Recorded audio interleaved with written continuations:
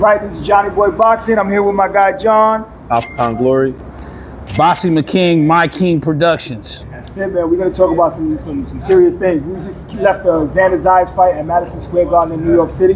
Talk to me about what you thought about Xander's performance. It was an amazing performance right now. I mean, I remember, like I said, when Xander was signed to Top Rank 4 years ago. He's came a long ways. It's good for the country of Puerto Rico.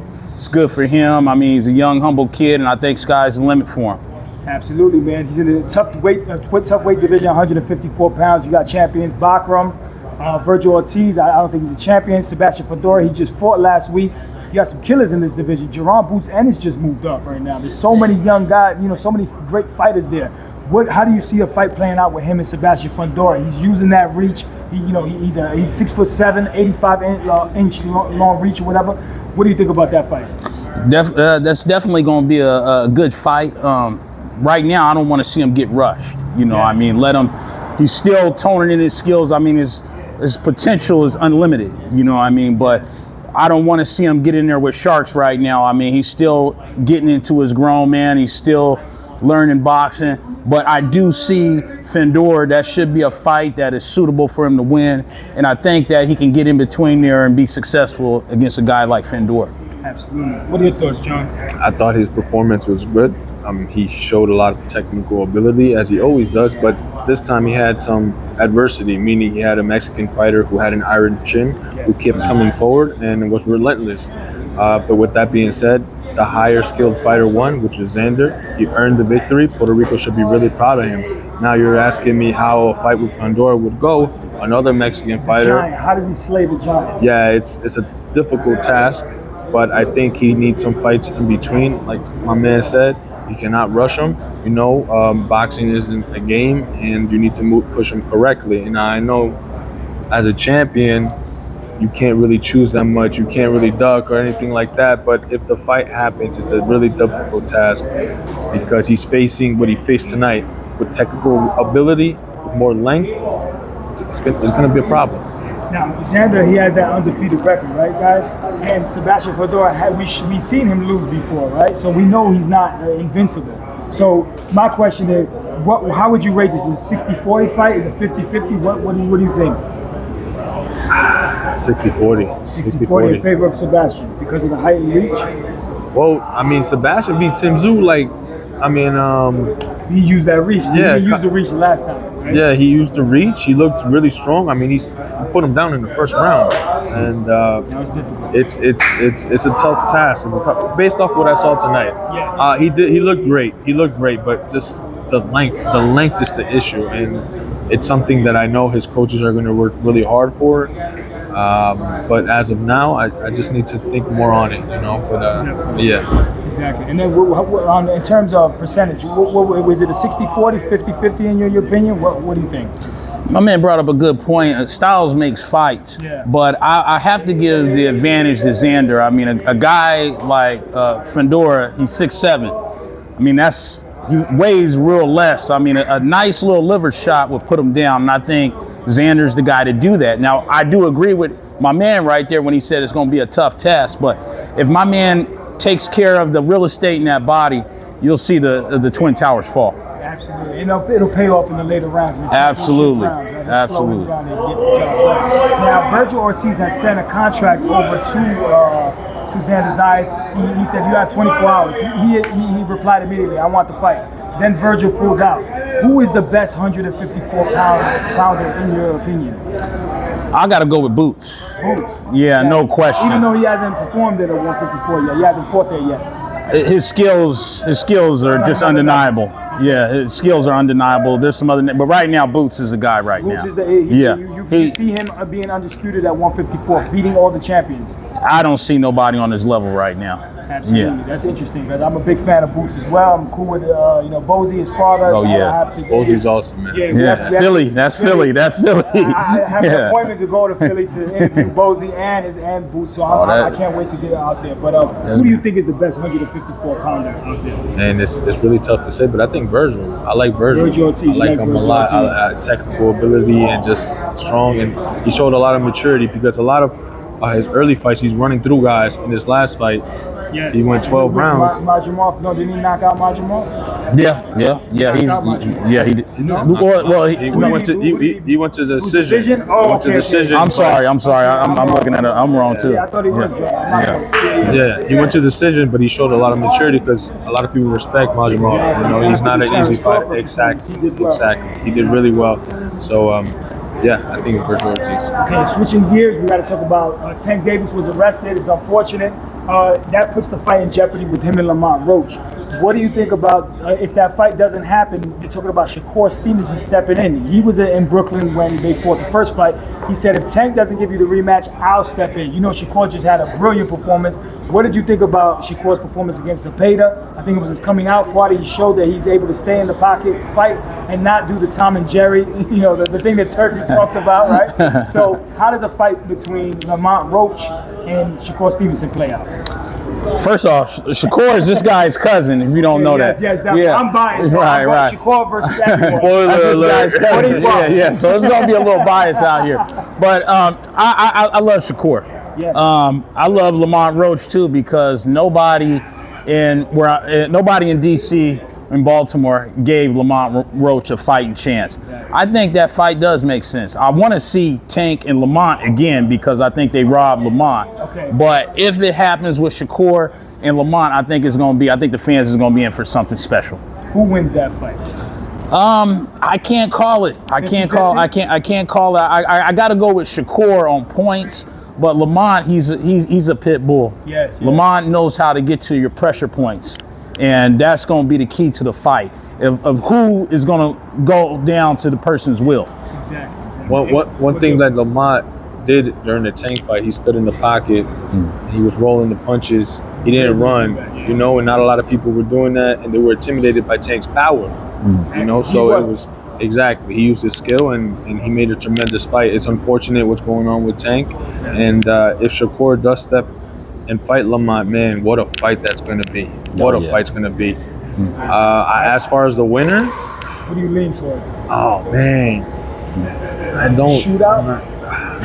No, it's going to be a skillful fight. I think it's going to go 12 rounds for sure. But man, Shakur, two masterpieces. It's going to be a chess match, but what a performance by Shakur in his last fight. Absolutely. I mean, we really got to talk about that. After everything that was being said, you know, criticizing him, Tom and Jerry, the whole world just trying to dismiss him like a boring fighter. He comes out against an undefeated Mexican hungry fighter.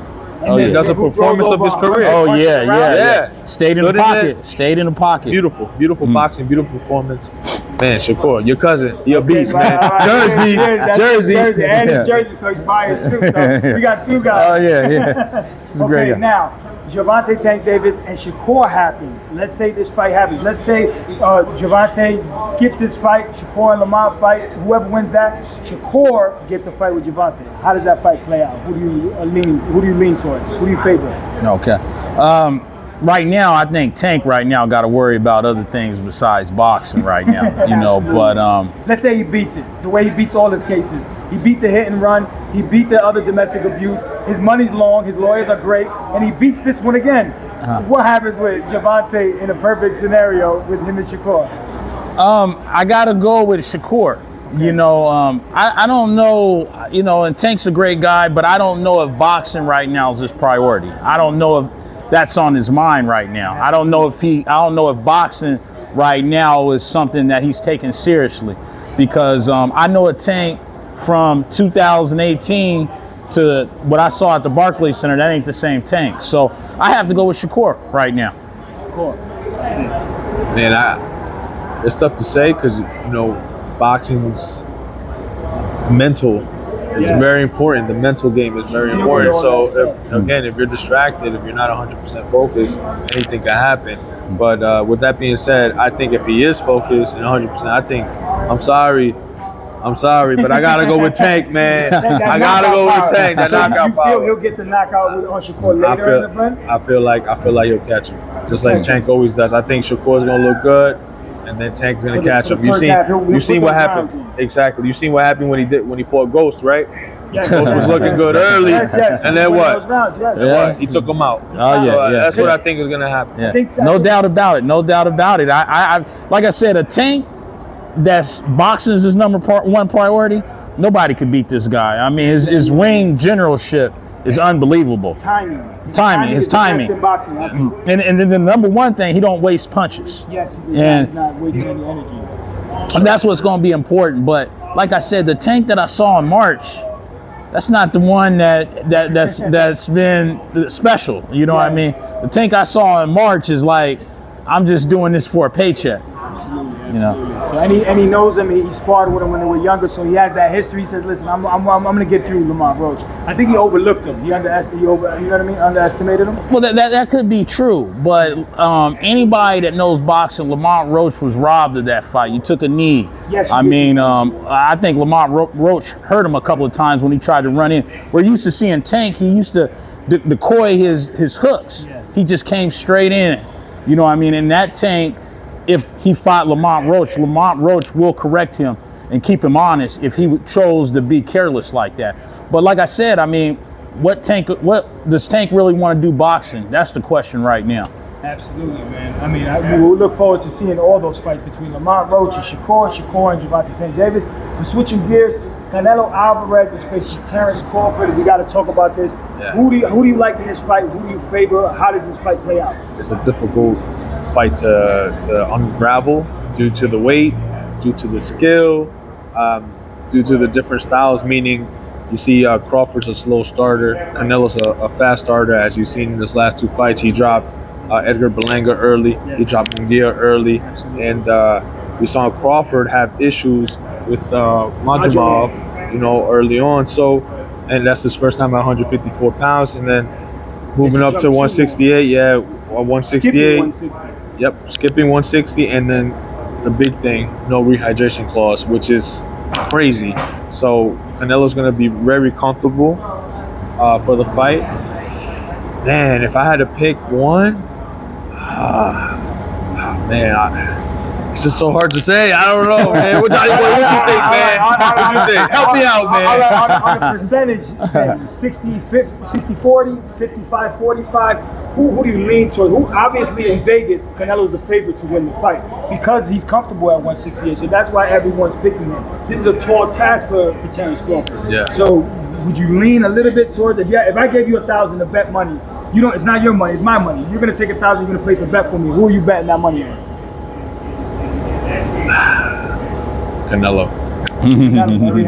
Now I got $1,000. I need you to place a bet for me. Who are you betting that money on? Canelo or Crawford? I'm gonna have to go with Bud. All right, Yeah, I'm gonna have to go all with right, Bud. now you got to explain to us, how does he defy the odds, the weight difference, and everything that's against him? He's the underdog. Tell me what makes him so unique to beat Canelo Alvarez. I think it's gonna be technique. I think technique. I mean, number one, I will say to you guys as a veil is that Canelo's never been hurt. He's never been in danger of getting knocked out.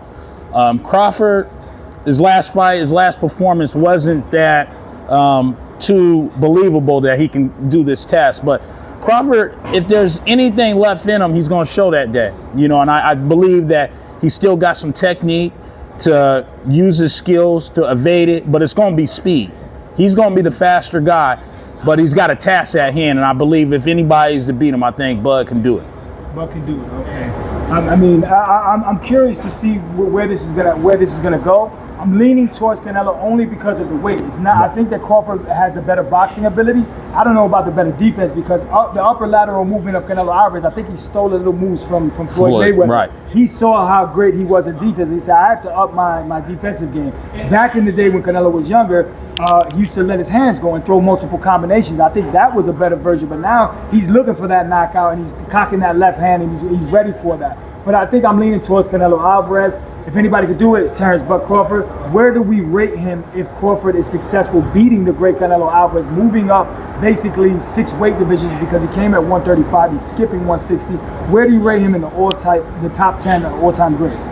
I think he's right behind Sugar Ray Robinson if he goes and completes this test. Everyone Absolutely. I mean, you got to look at Sean Porter. He broke his will. I mean, the guy Errol Spence. I forgot. We got to talk about that.